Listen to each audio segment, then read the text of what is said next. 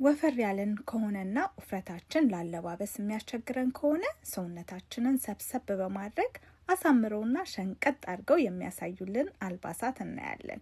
ከዚህ በተጨማሪም ለዚህ አቋም የማይመከሩትንም አልባሳት እናያለን። ፍላጎት ካለን ነው እንጂ ካልፈለገን እኛ የተመቸንን ነው ማድረግ ያለብን። ሰላም ሌዲሪ ነኝ፣ የገጽታ አማካሪ ምሩቅ ሲሆን በዚህ ቻናል ስለ አለባበስና ስለ ኤሌጋንስ ብሎም ውስጣዊና ውጫዊ ገጽታችንን እንዴት ማሳደግ እንደምንችል እናያለን። ሰብስክራይብ ያላረጋችሁ ሰብስክራይብ በማድረግ ቤተሰብ እንድትሆኑ ጋብዛችኋለሁ። የዛሬ ርዕሳችን ወፈር ያለችን ሴት ሸንቀጥ የሚያደርጉ አልባሳት ናቸው።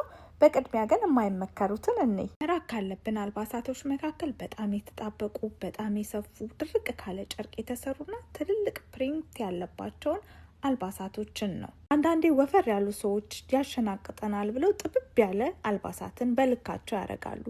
እነዚህ አይነት አልባሳት በተቃራኒው ሰውነትን ኢምፐርፌክሽን ሁሉ አውጥቶ ይበልጥ ነው የሚያወፍሩት። ልክ እንደ ጠባብ ሁሉ በጣም ሰፋፊ አልባሳትም ይበልጥ ያሰፋሉ፣ ያግዝፈው ያሳያሉ እንጂ አያሸናቅጡም። እዚጋም ሰዎች ይሳሳታሉ። ከተት ያደርገኛል ብለው ሰፊ ልብስ ይለብሱና ይበልጥ ይገዝፋሉ። ሌላው በጣም ወፈር አድርገው ወይም ኢምፐርፌክሽንን አውጥተው የሚያሳዩት አልባሳት ይሄ ወፈር ያለ ጨርቅ ወይም ደግሞ ብልጭልጭ ያለ ይሄ ሲንቴቲክ ጨርቅ ያላቸው አልባሳት ናቸው። እንደዚህ እላያቸው ላይ ትልልቅ ፕሪንት ያለባቸውንም አልባሳት መራቅ አለብን። በጣም ነው የሚያጎሉት።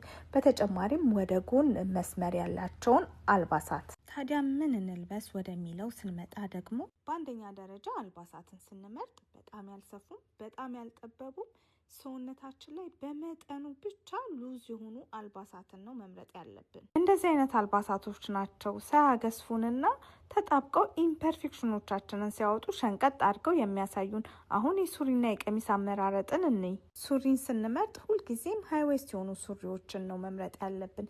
በተለይ ቦርጭ ካለን ሃይዌስት የሆኑ ሱሪዎች ናቸው ስብስብ አድርገው ሸንቀጥ የሚያደርጉን። ጥሩ የሚባሉ ጂንሶች በጣም ያልሰፉ ዋይድ ሌግ ጂንሶች፣ ቡትከት ስትሬት ሌግ ያላቸው ቀጥ ብለው የሚወርዱ ጂንሶች እንዲሁም ፍሌር ጂንሶች ናቸው። ጥቁር ሰማያዊ፣ በአጠቃላይ ጠቆር ያሉ ቀለማት፣ በጣም ቦግ ያላሉ ቀለማትም ሸንቀጥ አድርገው ነው የሚያሳዩን ቦግ ካሉ ቀለማት ይልቅ። መቼም ሁልጊዜ ጠቆር ያለ ልብስ ብቻ መልበስ የለብንም አይደለ? በተለይ ከለሮችን የምንወድ ከሆነ መጨረሻ ላይ አንድ የምነግራችሁ ቲፕ አለ። ለዛም ወደ ቀሚሶች ስንመጣ በአንደኛ ደረጃ ሸንቀጥ የሚያደርጉን እነዚህ ራፕ ድሬሶች ናቸው፣ አቃፊ ቀሚስ የምንላቸው። እነዚህ ቀሚሶች ቦርጭ እንኳ ቢኖረን ዌስት ላይ ናቸው ከፍ ያለ ስለሆነ ከጡት ወረድ ብሎ ከሆድ ይሄ ቦርጭ ካለበት ከፍ ያለ ስለሆነ ወገባችንን ትንሽ ቀጠን አድርገው ነው የሚያሳዩልን። እዛ ቦታ ላይ ወይ ላስቲክ ወይ መቀነት ይኖራቸዋል። ቀበቶ ራሱ ማሰር ካለብን ትንሽ ራውንድ ከሆንን ወፈር ያለና ቦርጭ ያለን ከሆነ ወደ ላይ አውጥተን ነው ይሄ ነው የሚመከረውና እነዚህ አቃፊ ቀሚሶች ሸንቀጥ አድርገው ያሳዩናል። ቀሚስ ስትመርጡ እነዚህን ብትመርጡ ጥሩ ነው።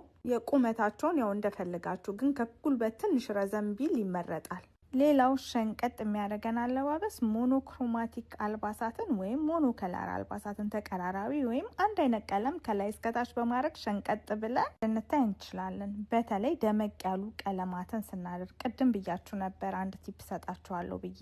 ወፈር ብለን ብዙ ጊዜ ደማቅ ቀለማትን ስናደርግ ደማቅ ቀለም የምናደርግበት የሰውነት ክፍል ገዝፎ ይታይብናል። ለምሳሌ ከላይ ደማቅ ቀለም አድርገን ከስር ጠቆር ያለ ቀለም ብናደርግ ከላይ ገዝፈን እንታያለን። ስለዚህ ደማቅ ቀለማትን በምናደርግበት ጊዜ ግዴታ አንድ አይነት ቀለም እንኳን ባይሆን በተቻለ መጠን ተቀራራቢ ቀለማትን በማድረግ ሸንቀጥ ብለን መታየት እንችላለን። ታዲያ እነዚህ አንድ አይነት ቀለም አልባሳትን ለደማቅ ቀለም ብቻ አይደለም የምናደርገው፣ በፈለግነው ቀለም ነጭንም ጨምሮ ልናደርገው እንችላለን።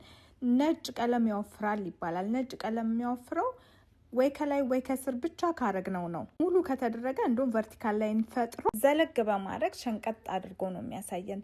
ነጭ ልብስ ቶታሉ ከላይ እስከታች ማድረግ ቁመትን ረዘም አድርጎ ነው የሚያሳየው። ስለዚህ በተለይ ወፈር አጠር ላላችሁ በጣም ይመከራል። ወደ ታች መስመር ያለባቸው አልባሳቶች ይመከራሉ። እነዚህ ብቻ ሳይሆን ሌሎች ብዙ ቲፖች አሉ። ቪዲዮን ከወደዳችሁት ላይክ እና ሰብስክራይብ ማድረግ እንዳትረሱ። በተጨማሪ ማንኛውም አይነት ያለባበስ ጥያቄ ካላችሁ ለመመለስ ዝግጁ ነኝ።